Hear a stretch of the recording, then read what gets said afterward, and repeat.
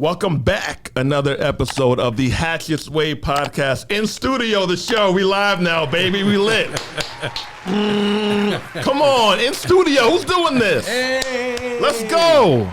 You got the legend, the icon, the mentor, the author, the community serviceman, the board member, the husband, the father, the 5, 6, 7, 8-time property owner, Mr. Tim Jackson. What's good, my man? How you feeling, Big Time? You been all right? Wonderful. Ain't seen my man Tim in a couple of years. Always good to catch up with him.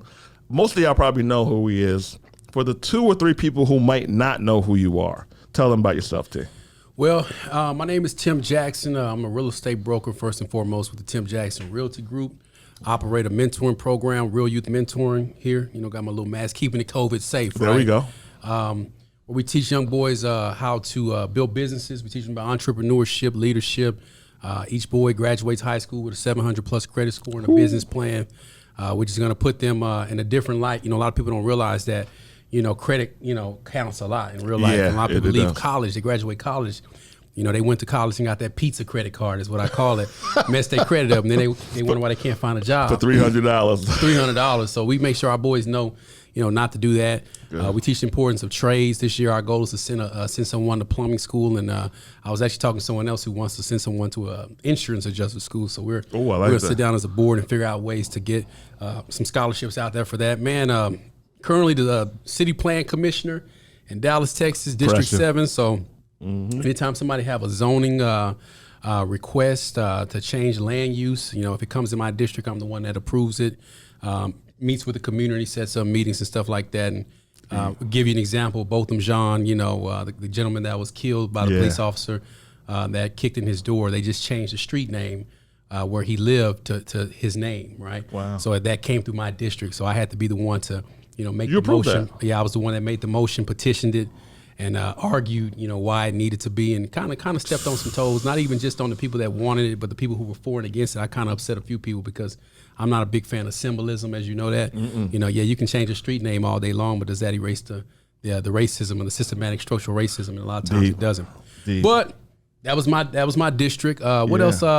You know, property owner. I own a few properties, man. I ain't out here, you know, getting my, you know, Andre C. Hatchet on, but I got an okay portfolio, man. But you know, just an all around good dude, man. That's Solid who I am, man. Air Force veteran too. Shout out to the Air Force. You know, don't be mad at me because your ASVAB score was slow. You know, I went to the Air Force. You know what I'm saying? So Funny guy too, by the way. I don't know if I mentioned that earlier.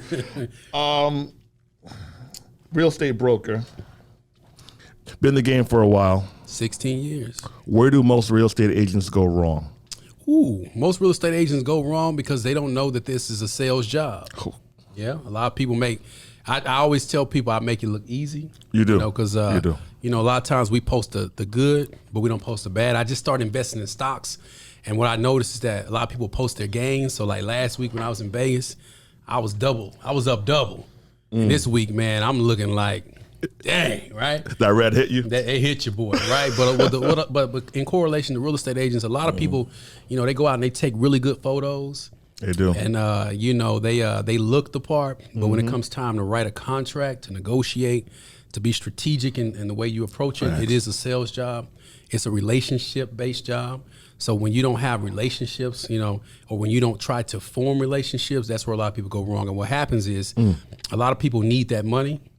This may sound a little pompous, but I try to put myself in a position where I don't need the money. He's rich, yeah. No, I'm not. No. You know, rich is flashy. Wealthy is quiet. Wealth is quiet. Now I'm messing with you, but all jokes aside, you know, a lot of these new agents, man, it's a thing. You know, when people talk to them and say, "How's that real estate thing going for you?" It's not a business. It's not a business. So new agents fail a lot because they don't see it as a business. They see it more as a thing, and they look at all the glamorous stuff, but they don't know. They don't ever talk about those, you know, 15, 16-hour days. They don't. I just had a deal fall through. My client was the seller, didn't do anything wrong. The buyer backed out the day of closing, and my client was actually buying another property. The day of closing? Day of closing, they backed out. And so it caused a domino effect. You see what I'm saying? But to a new agent, man, that would have been, let's go back to corporate America. You know, you know what I'm saying? You know, that was, you know, and if I can be as you know, because everybody always counts our money. If I can be as real as I can, that was like a $13,000 swing. You see what I'm saying? Yeah. Probably more than that if I'm just going to keep it real. Yeah, but a lot of agents don't understand that that happens. That's part of the game. That's part of the game. So if you can't explain why that happens, and if you can't navigate around that, then you find yourself stuck. Why do most agents who win? A lot of agents that win because they stick to it. It's a consistency thing, right? Consistency thing. So, you know, every year I threaten to get out of real estate. You know, anybody who knows me, man, every year I'm like, man, forget this real estate. You know what I'm saying? I'm about to go do something else, right? I don't need this, you know? Yeah. But what happens is... You can curse, it's fine. Too. I can cuss, man. Well, shit. Nah, I'm playing with you. You know, we live here. Nah, but all jokes aside, man, you know, a lot of people, they're not consistent, right? So if you're consistent and you understand you're going to take a L every now and then, if you understand that sometimes you're going to get some crazy clients that's going to badmouth you, maybe somebody's going to write a bad review on you. That happens. I mean, it happens, but I don't take it personal. You know what I'm saying? That's because people don't know me personally. That's so big. if you don't know me personally, then I'm not going to take what you're doing Don't personally. take it personal. That's it. It's in that book. What's it called? The 4 Agreements? 5 Agreements? Yeah, one of them books, man. We read, man. It's in there, man. Don't take it personal, man. It's true. Yeah. How many homes do you own? Currently, personally, so I have interest in or own 4 properties, right? All of them are paid off. So Hit that. well, I take that back. One has still got a note on it. Well, but hit that button anyway, right? Hit it for the 3. Hit it Right. for owning 4. So my thing was really, you know, I'm really getting into the whole buying whole. Yeah, you know, like yeah, we bought that. If you remember, I made a big push for people to buy properties in South Dallas, East Dallas. You've been doing that since I met you. I've been doing that since I met you. And everybody always screaming gentrification. You're like, well, come buy it. Like, I'll help you. I bought a house for $23,000. I remember it. And that was 3 years ago. It was a shell? What's that? Was a shell? No, it was actually, you know, it was people living in it at the time. Okay, you know, okay. friends of the family. We call them close friends of the family. They've been there 40 years. And so we bought it for 22, and we probably put about overall maybe 35 into it, and we just got an evaluation. It's worth like 150 now.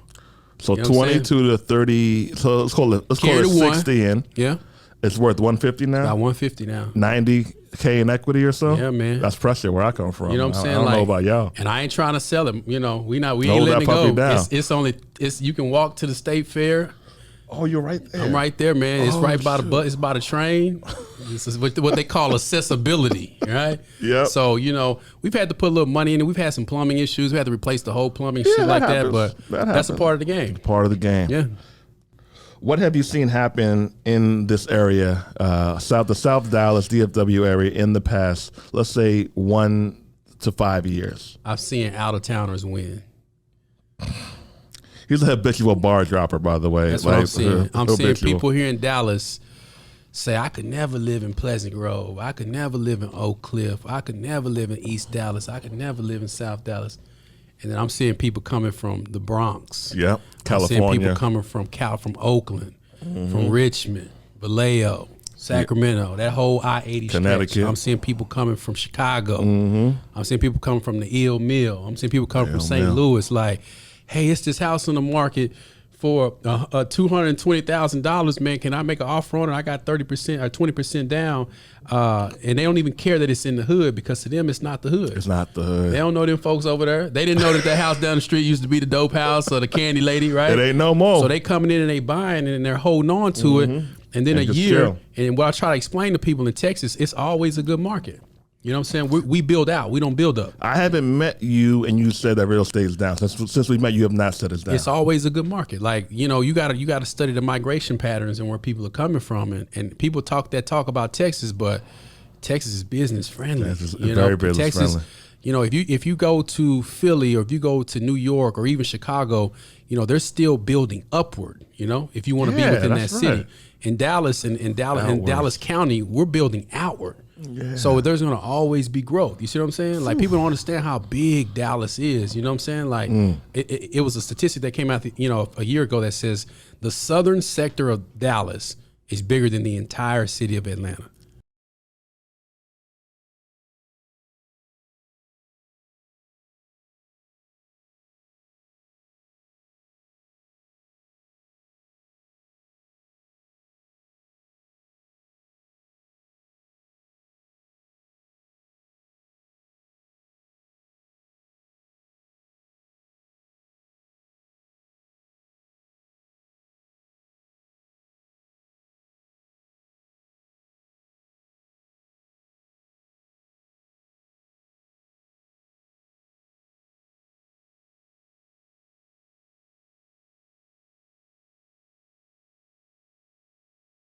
Damn. Like that's just south of 30. That's a lot. That's a big stretch. You know what I'm saying? Wow. But people don't know that. And they like, Pressure yo, right man, there. why is it so good out here? Because we're building out. We're continuously building out. So it's always land. Whew. You know? And it all, as long as it touches the highway or as long as a train can get to it, it's going to keep going. They're building that speed train right now from Dallas to Houston. So you can get to H-Town in, 2.5 hours? Oh, that value is going to be nuts after that. I mean, that's just, and in the process of doing that, they're building up all the roads. We have this highway in Dallas called 175. Anybody from Dallas, they know exactly what 175 is. It literally was called Dead Man's Curve because it was a 90-degree angle on the freeway. Oh, that's sharp. You see what I'm saying? Yeah, you got to go slow. Everybody in Dallas knows somebody that got killed on 175, Shit. right? Okay. But they just literally changed it to where it's like a nice little, thoroughway, right? And it takes you through a golf course. You see what I'm saying? And they're building trails that's going to lead from downtown all the way to the southern sector, right? So these out of towners are seeing that. I'm like, oh, but these I'm gonna local hop in. jokers, man, they like, oh, why they gentrifying my neighborhood? And it's like at some point in the game, we're gonna have to stop appeasing that clown shit, man, and people gonna have to start buying real estate. What's the simplest way that you've seen people get into the house? Minimum credit score, minimum down payment. What have you seen yourself? Minimum credit score. I mean, honestly, if you're getting an FHA loan, the minimum credit score is a 580. And you've seen this. You've seen people get approved at I've 580. seen people getting in at 580. I done sold people houses that file bankruptcy. Right now, you're gonna It's pay. never over. It's gonna- never over. You're gonna pay a higher interest rate. Yeah, but it can get done. And then, I'd rather pay a higher interest rate than pay fucking rent. Message. is it a button for that? Like, is it a button for that? Like for real, man. Like, and then people think, we gotta get out our feelings. Like, we as black people, we too we're emotional emotional, as hell, man. man. Like, and that benefits us, right? Because if you listen to some of our music, you can hear our pain and our Yeah. emotions, and that's what keeps us, being who we are. But when it comes to business decisions, we can't be emotional. I just made a post that has probably been shared like 20 times since I pulled up here that said the black church needs to start teaching less about forgiveness and more about accountability, because essentially the entire Bible is a book of accountability. And to those there who don't subscribe to that, stay out the comments, talking to me about the history. I get what you're gonna say. I have a master's in history. I've studied several different religions. I get that, but I'm saying from a context of a people, most black people subscribe to that religion. Is that a fair statement? Fair. And it's fair to say that that's what we hear when we go to church, right? Fair. So we need to stop talking about forgiveness so much and start talking about accountability, because you can forgive somebody while holding them accountable. Fully agree That with makes that. any sense. Fully agree with that. So we got to be more accountable. We got to stop getting in our feelings when people bring something to our attention that we're not doing right. When you tell me something, you bring something to my attention, I'm going to fall back and be like, okay, Drake came with love. I just had to check some dude on my Facebook. One of my partners, he made some little sloppy ass comment. And so I don't like fighting people. You know how I feel about social media. Yeah. I don't go back and forth with time for critics. that. So if y'all talk about me, it's cool. I called him up. I was like, man, what are you doing, man? Like, stop being so damn goofy all the time, my dude. Like, come with a fact. You know what I'm already saying? said he called him up. I called him. That's He my called man. him That's up. my guy. And we sat up and he clowned me. We literally clowned each other after the fact. But we have enough respect to where I can pick up the phone and call him and say, hey, man, show me what you're talking about. Because if I'm posting something that's factually based, like, don't come in there trolling me Come just for back the with sake of some trolling. facts. Black people need to have these conversations without somebody being in the comments being goofy and shit.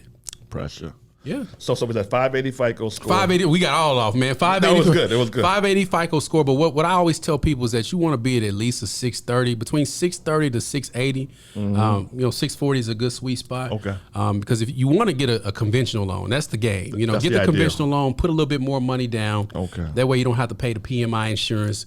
We don't have PMI insurance on our loan, and our goal is to have our house paid off in about 2.5, 3 years, right? Pressure. But if you can't, But if you can, get you an FHA loan if you can. and refi out in a couple of years. Refi out in a couple of years, like you're gonna get letters pretty much that last month of the year. You're gonna be getting letters in the mail like crazy, like refi.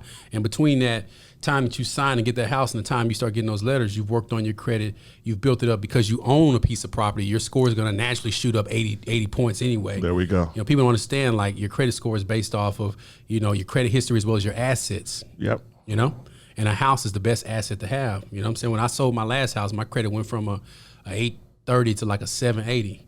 And it was like, man, I could never break 800 until I bought me another house. You bought another house. So if a house goes $200,000, that's $7,000 to get in there. I always tell people that if you want to buy a house, project to save up about 6%. Okay. All right. Remember, if you're buying a house through a real estate agent or through a builder, you don't pay our commission. A lot of black folks, we think too deep into it. We like, think too much. You know, because people used to call me like, well, you getting paid 6%. I ain't got paid. How annoying is that? If I got paid 6%, I wouldn't be on the phone with you trying to sell you a $200,000 house. You know what I'm saying? I'd be trying to sell the big shit, right? But we ill advised, right? So I tell people like, save about 6%. What is that going to cover? That's going to give you in this market a little bit more wiggle room. One, you'll have your down payment of, FHA loan is going to be 3.5%, conventional is going to be 5%, cool. And then any closing costs. But if you go the FHA route, you can use that extra money to negotiate. Let's say you in a market where it's oversaturated and like Dallas, the sweet spot here is 250. 250. So if you buying at 250, that's where the competition is. So if you saved up a decent little amount, now you don't need closing costs. Now you don't need them to pay your title policy. Pay that now you don't own. need for them to give you a home warranty, policy. Okay. You don't need all that extra stuff that everyone's going to need. Gotcha. And then you can also take that money to take care of the cosmetic stuff. People be like, well, Tim, we got the inspection report, and it said that the windows need to be caulked and sealed. Man, hire a handyman and pay him $100. $100 right? Because what's going to happen is you're going to send over the inspection report, and it's going to have roof problems, and it's going to have some plumbing problems, but they're going to say, hey, we can't take care of that roof or that plumbing, but we'll caulk and seal them windows for you. You know what I'm saying? And that shows that you ain't got no leverage. So, save up about 6% so you can have a little leverage to kind of throw some money at them. So because 200, that's about 12,000. 12,000. That's a good little spot. Now, if you're watching this from the East Coast, a $200,000 house may not be conceivable. That's why you need to come on to Dallas, holler at your boy. Come on down. But even different places have different programs. I always tell people be weary of the programs that are 0% down because they tend to have a lot of higher interest rate, and then it tends to be a lot more red tape. Yeah. So just be leery of those. Cool. Yeah. What's the most amount of homes you sold in 1 year? In 1 year, I had a good year. 1 year, man. I probably, because I had a team then. So if I had to combine everyone's stuff, man, we probably did about 90, 75, 75 to 80, something like that. That's a lot of homes. Yeah, I'll just do that. And we did new builds. We did a lot. At one point, man, I was really fooling with the new build game. That makes sense. One thing I don't like about new builds is that a lot of times they don't report to the MLS. So so a lot people like, you ain't moving no units. It's just like, all right. I just say, all right, you right. I ain't doing nothing. You know what I'm saying? So you right. But yeah, when I had at the height of my team, man, we was doing a pretty decent number. Nice. Yeah. You haven't had a job in how long? Shit, I ain't had no jobs. A job. 9 to 5. Clock in, clock out. Salary, hourly. I would say 2005, only because I went back to work after I graduated from after I went to grad school, and I wanted to pay off a bunch of debt. That's when I went through my whole increase by decrease, where I sold my Lexus, bought a cash car, put my house on market for rent, and I was just liquidating and trying to get out of debt because I knew what I wanted to do. So what I did was I took on a job because I had some credit card debt, and I just wanted to get out of it. So I literally applied like 80% of the money towards that. I was a manager at an insurance company. The worst damn job I ever had. But you did it. I did it because I got them bills paid off. I was gone in 6 months. Because I had a goal. I was like, all right, the goal is to take this whole money, this whole check, and apply it towards my debt. Not sure if the child is yours? Assurance DNA is here to help you find the answers to your questions with their home paternity test kits. Swab at home and get answers within a week. It's that simple. Order a kit today and get 10% off using the code NOTARY at checkout. Assurance DNA. Confidence in knowing. Head on over to www.assurancedna.com and use the promo code NOTARY at checkout. And so, man, what old boy on a Friday say? Soon as I got my money, I was gone. Shit, I was out of there, man. I got a saying that I say, do what you got to do to get where you got to get. That's it, man. That's it. So that was 2005. Prior to that, man, I worked in banking. I went to school for a couple of years. I ain't had no job since then, man. 2015. Respect to that. What makes a man a stand-up man, AKA a solid guy? Solid guy. That's my term. That's your term. Man. So I wrote it down. What, man? I prepared for this. I think that for me, it's just integrity. You know, I say we got another Air Force guy over in the corner, so he gonna feel this, right? You know, integrity is Xavier's still here. Shout out Xavier. Integrity is doing what's right when no one's looking, right? So a lot of dudes, man, you know me, I don't like calling people out. Yeah. Because I'll pull up, you know, like I'm not. If I see you talking bad about me on social media and I know you and we in the same area, you know, hey man, where you at, man? Let's chop it up, you know, because I come from a different mentality. Like social media creates a lot of tough guys, and I'm not a tough guy. I'm a dude of integrity, right? So I think a solid dude is a dude that's gonna hold you accountable, right? If they see you doing something out of pocket, they'll pull you to the side. Like, listen, man, I'm not trying to tell you how to get down, but that's just a bad look. That ain't it right And there. I think another solid dude would take that feedback, not as this person trying to be, you know, tell you how to be a man, but somebody that really genuinely cares about you. Because why would you tell somebody, give them solid advice if you didn't care about them, right? Think about that. deep. And so, you know, being able to, you know, don't be above reproach, man. Don't be a person that people can't come to. You know, I get a bad rep for being an asshole, but there's never been a time in my life when a person couldn't come to me and pull me to the side and say, hey, you know, that you weren't moving right on that one. And it's very rare people say that. That happened to me more in my teens than it did in my 20s. Like when I was in the military, shout out to my old heads in the military. They still rocking with me, but they, you know, black cats in the military pulled me to the side because I was a knucklehead. We used to fight a lot. We used to, man, I had so much fun in the military, man. We had a lot of fun, but we was doing a bunch of, you know, that was during the crunk era, you know? So that was when the DJ didn't play the Lil Jon song until, you know, the lights came on, right? And I tell y'all know what I'm talking about, man. Y'all know what it is, you know. So that's what we did. It's funny when I meet people in different stages of my life and they hear stories about, you know, like when my wife first met my military people, she was like, who did I get with? You know what I'm saying? Like, because of the stories they told. But going back to the story at hand, it's just like being able to receive feedback, not taking it personal. Not taking it personal. Even if a person like screwed me over, I don't even take it personal no more. I just take a note. That's deep. You know, like if you do something to me and it's like, you know, it ain't no solid shit, you know, as petty as I am, and I keep a shit list in my phone, right? You know what I'm saying? But that's what you call data. I'm a history major, and I was always taught to collect data and rely on your data and don't rely on anything else. So when a person do something, if they come back and make it right, it's kind of like y'all seen that movie Billy Madison. You know when he went back to school, you had the O'Doyle family that used to always pick on people. And then he had this one dude in school he used to pick on. So then one day he just randomly picks up the phone and calls him. He says, hey, man, I just want to apologize, you know, for all the stuff you ever did. I ever did to you. So the dude hung up and turned the list and it said people to kill. Right? So, like, you got to keep that list, not people to kill for anybody that's watching this. You know what I'm saying? No, we don't resort to violence. We don't resort to violence. Private say I'm rapping the song now, but anyway, might be able to go back and man up. And if you did something wrong, there's been times where maybe I came across the wrong way, or maybe I was a little bit too abrupt, or maybe I was a little bit too harsh. And because, you know, again, that's that military mindset. You know, we receive orders and we process orders. That's how they train you in the military. I don't care what branch you go. You receive an order, you process the order. So with me, that's how I think. If you say, Tim, come meet with me at this time, I'm going to receive the order, I'm going to process, and that's it. But then some people, where are we going to be? Well, what you going to do? Well, this and that. It's like, well, that wasn't a part of the command. The command was just show up at this time, right? We'll figure out the rest later. So just being able to have integrity, doing what's right when nobody's looking, being able to be corrected, and just stand on your word. If you believe in something, I used to be the dude that used to always, I felt like you had to be politically correct all the time to get people to appease them. But, you know, I'm going to say this and I'm going to offend some people, but, you know, how'd that work out for Martin Luther King? Right? Martin Luther King was the most politically correct person in the world, and they didn't kill him until he started telling black folks to take your money out and put it in the black banks. Yeah, go buy some land. They didn't kill him until he started telling people you need to start empowering yourself, right? Even today, when you see MLK tributes on national media, on national television, they don't talk about, you know, that visit to Memphis. Nah. You know, when he met with that waste management union. They don't talk about that. They talk about the Kumbaya stuff. You know, the Bernie Sanders march. You know what I'm saying?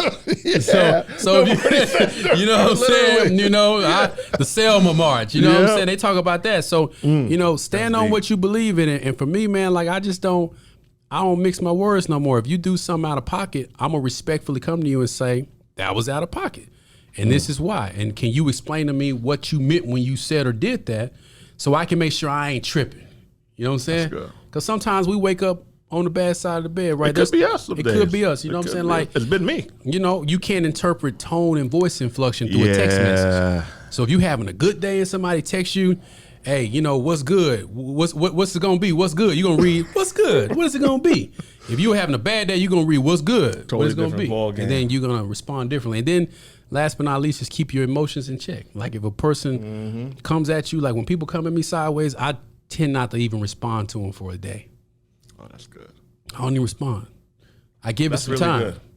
because you never know what could have been on their mind. And then what happens is when I don't respond to people, they'll pick up the phone and call me like, hey man, I sent you a text, but I kind of want to talk to you about some stuff, or just to kind of clarify what I was, you know. Give it a day. And I give it some time because, you know, because if I respond, once I, you know, I'm a petty Cancer, you know, I'm just petty, right? So, you know, when I start, you know, plotting your demise, you know, that's for life. You know what I'm saying? So once I, you know, go the direction I'm gonna go, man, you know, the tracks are laid, and I'm gonna be petty with it, you know. But I've learned over time to just give it some time. Like, don't react. Time. You know, it was an acronym they used to teach us in corporate. It was LAPT: listen, acknowledge, pause, and transition.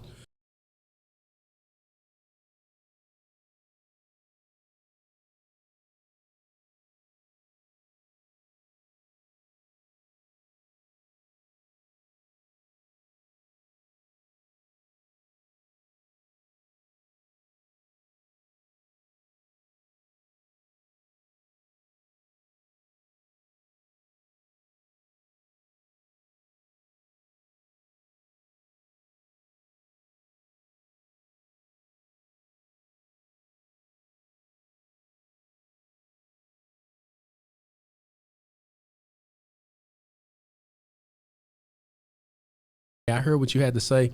Give me some time to, like, you know, sleep on this and think about it, because I don't want to say anything that's going to, you know, muddy up our relationship, you know, because we both in our feelings right now. Give it a day. You know? I think a lot of people wouldn't be in jail if they gave it a day.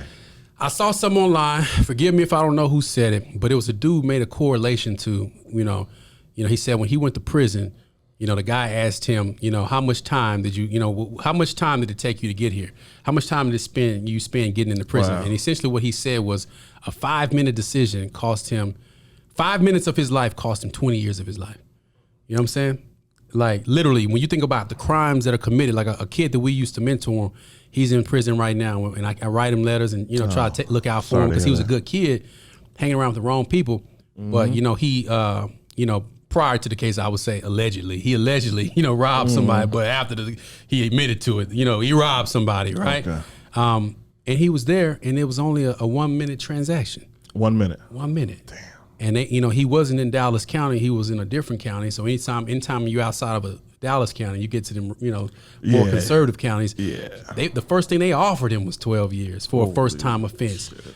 And this was a kid that was like a track star. I ain't gonna even say what school he went to, but let's just put it like this. When you think of top 3 track schools, he was at one of those schools. Damn.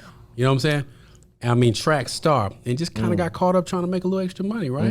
But 1 minute in his life cost him, essentially now, I think he ended up, you know, getting like 7 or 8 years. In Texas, you got to do half that time. Yeah. So he can be out, he can be home. And I talked to him, his mind is right now, but 1 minute. 1 minute. 1 minute.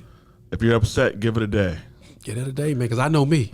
You know, when you know how you gonna react to something, you gotta ask yourself, how you gonna feel when you come down from that emotion? Is it gonna be worth it? And then today, people don't fight like we used to fight. Nah, you know, we would take an ass whooping. You know what I'm saying? We would, you know, I would take an ass whooping if I needed to. I ain't take many of them. Me either. You know, a couple. I took one in the 4th grade. This dude mollywopped the shit out of me on the bus, man. I ain't gonna say his name. He told me I was talking that big talk. He came up and put them hands on me, right? That was the last L I took. But the point I'm making is, you know, when I was in the military, when I got back to Dallas, stuff changed. Like, people weren't boxing no more. Yeah. You know, they weren't boxing no more. They were pulling out that chopper. They was pulling out that thing on you, you know? And I told myself, I don't want to be in a position where I'm in the club and somebody step on my shoe or somebody bump into me and that causes one of us to die, one of us to go to prison for the rest of our life. All because I couldn't say, hey, my bad. I mean, there's been times when I used to be in the club back in the day. You was in the club? Boy, I used to be out there, man. I used to be hitting them roads for them college parties. Oh, 2010 was wild, man, listen, shout out to Birmingham, Alabama, Magic City Classic. Shout out to North Carolina, CIAA. Your boy was hitting them joints, right? And there'll be times where when you get to them clubs, who with the shits. It's them cats that's just ready for something, right? Mm-hmm. And there'll be times I walk by and bump into a dude, and I look at him, he give me ice cream, like, hey man, listen. It's too much going on tonight for me and you to be boxing. I'm gonna let that go. And I would joke around because I say, you look like you with the shits. And I got on dress shoes. And then most times dudes just start laughing like, man, you out in the mud. It's a great diffuse situation. And it just diffused the situation. When I was in the military, the most important class I took was verbal judo. And it teaches you how to verbally diffuse a situation, right? Pride is gonna keep you in trouble. A lot of times our pride, we so worried about not feeling like we the man in the moment. That pride shit is wild. It don't get you nowhere. Wild. Like I said, you can, old Tim, let's pull up and have a conversation. Now I'm just like, all right, I'm a hoe ass nigga. You know what I'm saying? That's cool. That's cool. Yeah, that's how you feel about me. That's how you I can't feel. change the way you think, That's deep. But at the end of the day, man, why? Like a lot of times the cats just be, we've been, man, people, society has had their grip on our nuts for so long that instead of, projecting your anger towards the people that's actually doing it to you, you project your anger towards the people that's closest to you. That's why a person will go to work and hate their job, and they'll never say nothing to their boss, they'll never say nothing to their coworkers, but they come home and treat their family like shit. Yeah. And it's like, what do we do? What do we do? So instead of just telling the boss, I don't appreciate you, you didn't give me a raise, you promoted somebody over me, or instead of finding another job, they come home and abuse their family. Take it out on our loved ones, the ones closest to us. Same thing in real life. When people are going through something, they project their anger on the closest target. And it might be you. You know what I'm saying? It might be you. You done cut somebody off in traffic and now, they shooting at you. Or you might be at a store. I had a dude one time in the store, man. You could just tell he was just ready to pop off on anybody, man. He kind of walked by and bumped into me. He's like, hey, watch where you going? I said, man, I'm sorry you having a bad day, man, but I hope everything gets better with you. And he froze because he thought I was finna turn around. I'm sick. People don't know on the camera. I'm 6'2", I'm 230 now. But you know what I'm saying? Quarantine does some things to people. But I guess he thought I was gonna turn around and be with the shits too. And I'm just like, hey man, I'm bad. I'm sorry you having a bad day, man. I hope you get on. And he looked at me. He kind of froze for a minute. And he was like, man, going on with that friendly shit. Because his pride wouldn't let him just acknowledge that, hey man, it ain't even that crucial. Hard to fight friendly. Hey man, all right. You've had a lot of impact in life in the Dallas area, the internet, and everybody who you run across damn near. You don't talk about it a lot, but I will. You've done a lot of great shit for a lot of great people. Me included. I'm not great. Oh, come on, man. I'm a decent person. You good, man. Help me build my online academy, Black Real Estate School. Thank you for that. Never forget that. I appreciate that. Hey, and you've done a lot of just dope stuff. What impact that you've made are you most proud of? Man, you're gonna get me choked up over here, man. If I start crying, edit this out. Nah, don't edit it out. I don't give a damn. I think the biggest impact I think I can say I made, I recently talked to my nephew. So me and my nephew, he just joined, he's in the military. Go. Air Force? And yeah, I don't know if he want me to tell everybody, but it's out there now. But he joined the military. It is what it is. People know. And so we talk. One thing I do with my family, I got accused by my family of, kind of not shutting down, but just being so busy with work. Yeah. I don't keep in touch with everybody. Yeah. So I literally set up a day every week for my family. So Mondays I'll call my mom. Tuesdays I'll call my niece. That's a good idea. Wednesdays I'm gonna do that. They all call my son. Yeah. Thursdays me and my sister talk. Fridays, me and my brother talk. And then on the weekend I call my nephew. So I just started investing in stocks. And so me and him been chopping it up a lot about stocks. Well, he's been in the Bitcoin and, he's just 20. He's been in the Bitcoin and Dogcoin and he's got a decent portfolio. Nice. And so we were having a conversation one day. He said, man, Uncle Tim, I just got to say, man, I got to thank you for it because, for all these years, you think I haven't been listening to you, but I've been listening to everything you've been saying. And because of that, I'm making different moves. So he starts laying out his portfolio and just telling me all this shit he's doing. Wow. 20 years old. He owns his car. He don't have no car note. He has a nice car. You know what I'm saying? That's what's up. 20. He had 20. And I was just sitting back. I got choked up. I was like, oh, man, these damn allergies. Right? You know what I'm saying? That's but deep. I think that right there let me know that, like we impact a lot of kids. You know what I'm saying? And I get people that call me all the time, like, man, I read your book. I bought your book for my cousin. You know, I had a dude call me and tell me once that he read my book and stopped selling dope and started investing in real estate. You know what I'm saying? So like random, dude. It was random, y'all. This dude called me. He was like, hey, man, what's good with you, man? Hey, can you meet me at this house? You know, I'm just like, all right. You know, I wasn't scared, you know, but then I showed up and he was like, man, I got your book and I just want you to know I read it. And man, I done got out the game. You know, wow. he started telling me everything he was doing and how he was getting ready to buy his first house. I helped him buy his first house and like, it was, And so he was like, yeah, man, I got out the game. I started making this legit money. So I need to put this legit money towards legit stuff. Cause I ain't trying to, you know, have illegitimate stuff no more. And I was like, man, like, that's beautiful. Like people actually be listening to my crazy ass, man. People like they really be listening. Like the hard work is gonna pay off. Yeah. And to a lot of people, when you, especially if you a black man, like everybody's coming at us in so many different directions. You know, we get blamed for everything.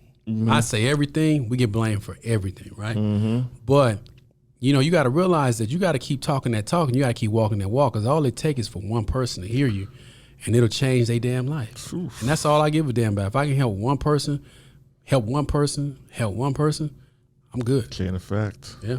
You have the Real Youth Mentoring. Yep. Tim just action, dude. Like this dude is action. Why did you put it together? And how can we financially support it? Absolutely. So you can financially support two ways. I'll let you know that. But the reason I put it together, I literally was sitting in my house. It was after the Trayvon Martin verdict. 2011-ish? Yeah. Okay. And so I think he got killed around 11 and the verdict came 13. out maybe 14 or 13, something like that. Yeah, 13, 14. And I think after the verdict came out, it was shortly around the time that Mike Brown stuff started happening. And I was just really sick of seeing it, man. Like I'm thinking to myself, like, there's got to be a solution. So I started researching how can I start a mentoring program. But one thing I said to myself, anybody who knows me, like I don't have to be the head. You know, I can join. If you got something that's well oiled, I'll bring what I know to it, and we can make it even better. Lead me, follow me, or get the hell out my way. Yeah. So I found a dude on Facebook who was doing something similar to what I wanted to do, and I connected with him.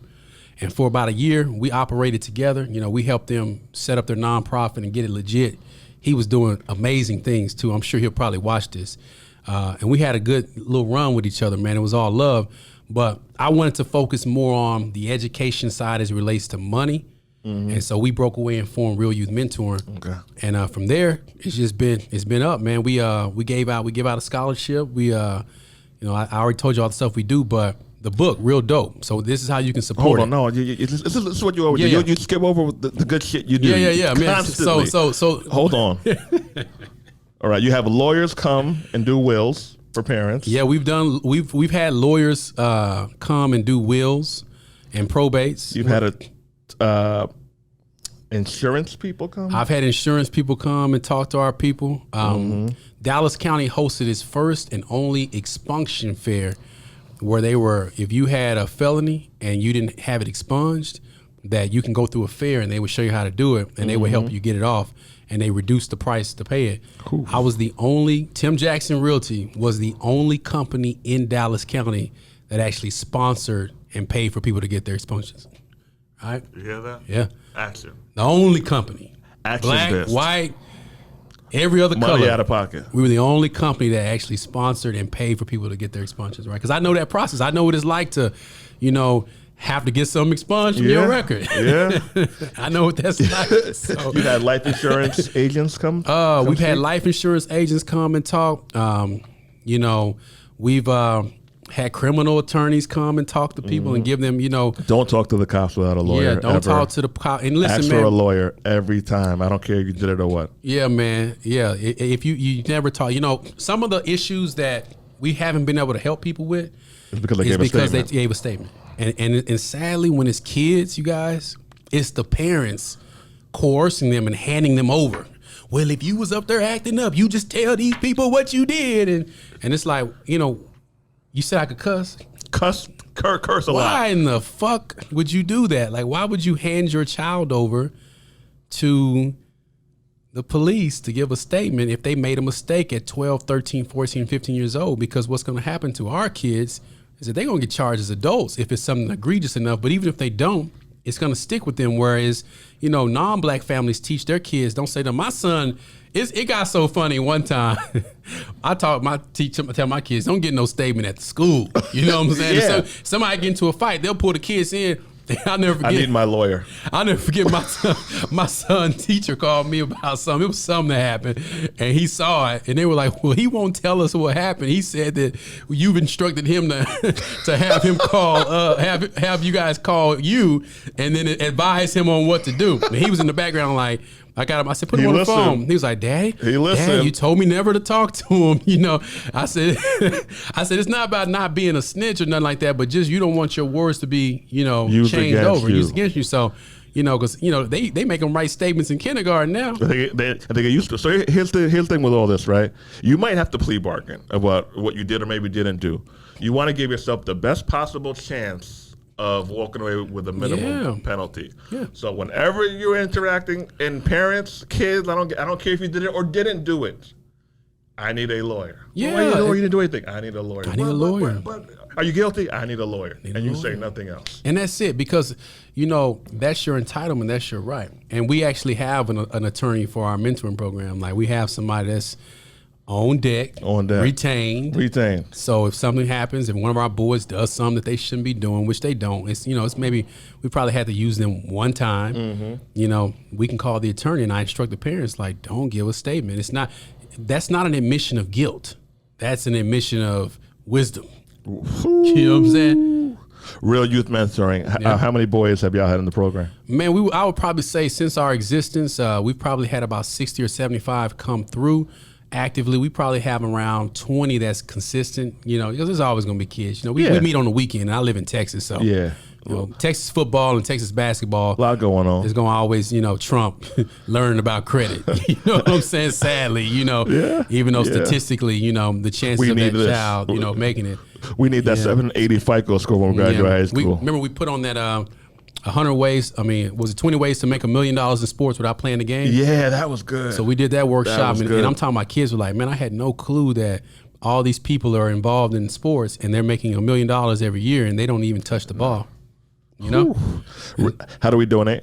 So 2 ways. You can go to, one, you can go to www.realdopetim.com. You can purchase my book. Buy 2 of them. Buy 2 of them. Buy 10 of them, actually. 100% of the proceeds go to Real Youth Mentoring. I have never made a single penny off that book. Or you can go to www.realyouthmentoring.org. You can become a monthly donor.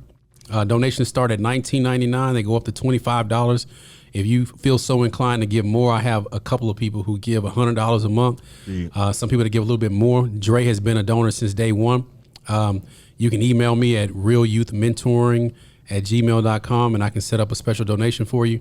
Even if you want to just give a one time, if you like, Tim, I ain't trying to get on a monthly fee, but how much is it for a year donation for the 25 package, or how much is it for, and you can just do that right there.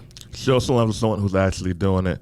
Tim, one of my favorite people, class act, great guy, multi-millionaire. Tim Jackson, everybody. Man. Tim Jackson, everybody. I don't know about all that, man.